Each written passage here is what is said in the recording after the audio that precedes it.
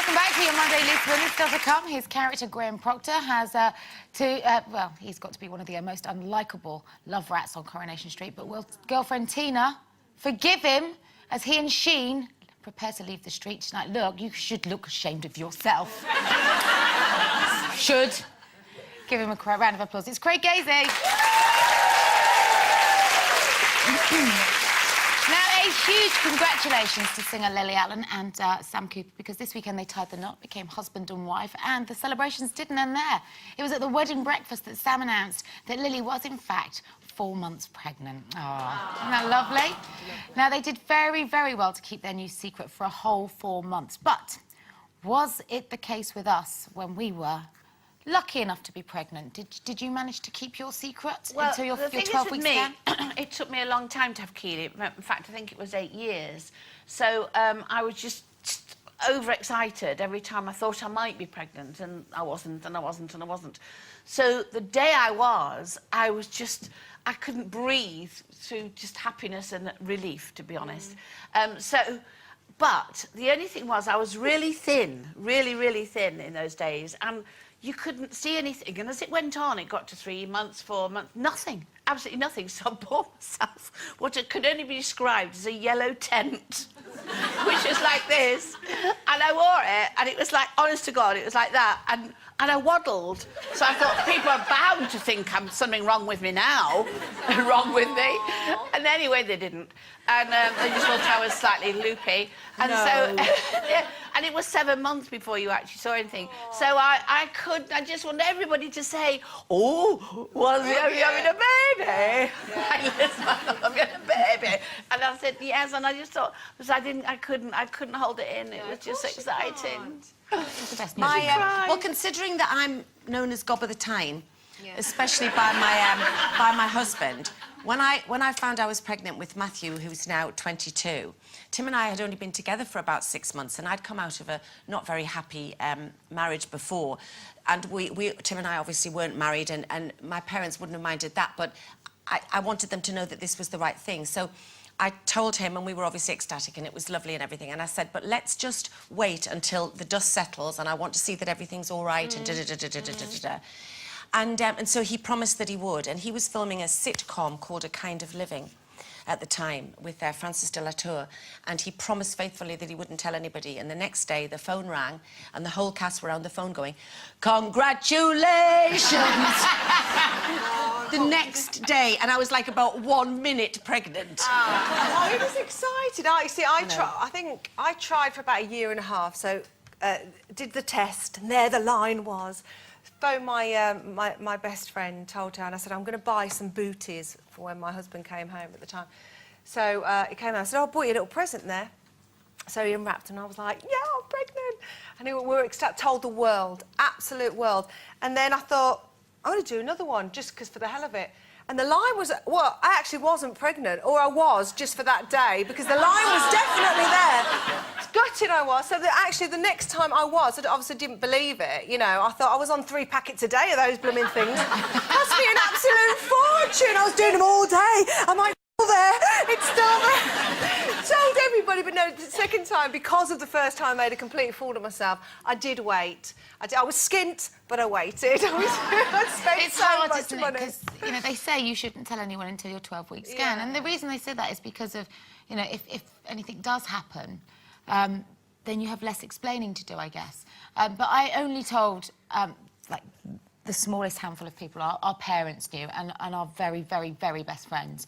And we managed to keep it really quiet up until that point, because you never know, do you? No. And then I went for my 12-week scan. I was so excited. The night before my scan, I'd hosted the Royal Variety performance, which was a huge, you know, honour, with Philip Schofield. And, oh, he must have thought that I was a drinker, because I stank as sick.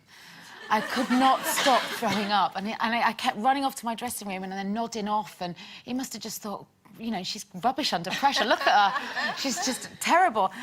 So I managed to get back to the hospital and have my scan the next day, and everything was good and fine, and we were so relieved and so happy. And we thought, right, we'll start to tell everyone now. And somebody from the hospital tipped the papers off. And we didn't have time. We didn't have time. So a lot of our friends read about it before we'd had a chance to tell them. And not just our friends, you know, really important family members as well. I wrote my mum a So poem. I had actually done a good job at keeping me gob shut Well, you had, for once. yeah. I wrote my mum a poem, a beautiful poem. I can't remember what it was. At the end of it, it was like, "You're going to be a nan." It was all rhymey and lovely. But I couldn't tell her or my sister because you know why?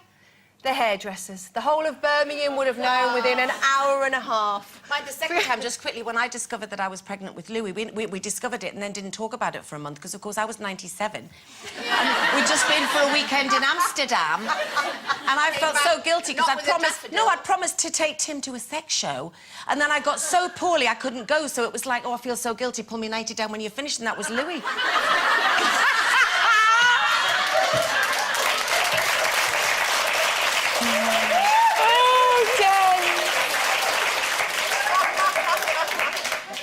She's a modern-day Mills and Boon on legs, eh? Richard and Judy, and I haven't, but I've told it on Loose Women. Oh, your son will be so proud.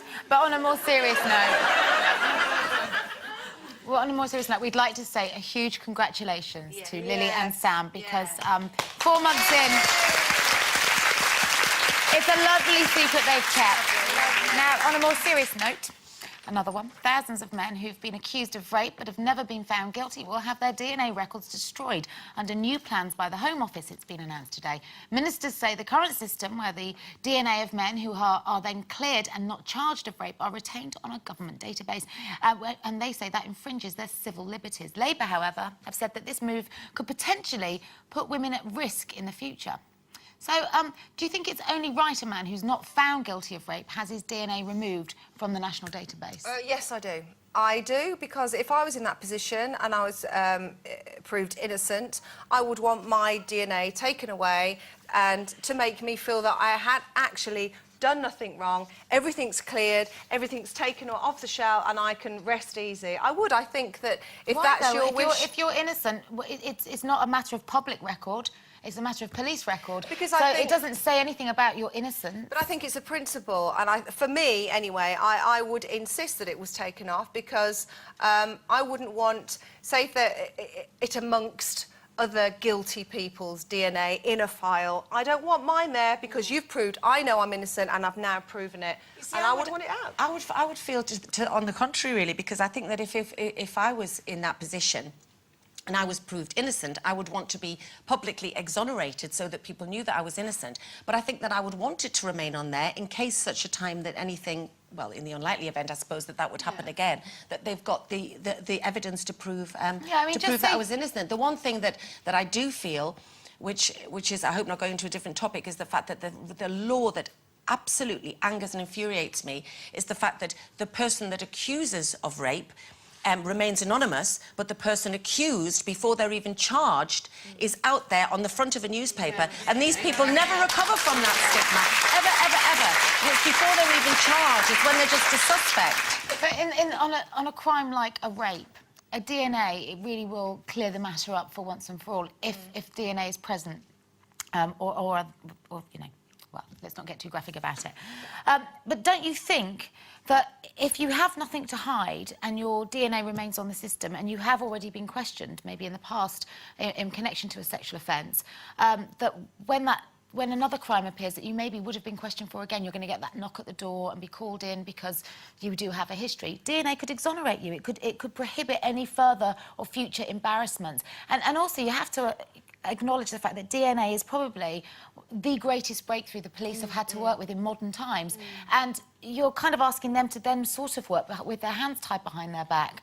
I think you're right, but I do think individual cases, I mean, you've just said if somebody had been, you know, taken before, then, you know, then it's on a thing. But when I initially read this and thought about this, I thought, no, it's a violation of your own privacy, and that you want you wiped off. I mean, if it was me, I'd go, no, I don't want that on a database somewhere that somebody can go, my name. And it's the fact that the name's even there. Absolutely, I agree. But if you're innocent, then what's there to fear? I have have to say, I've thought about it again, and I was listening to somebody else talking about it, funnily enough, this morning.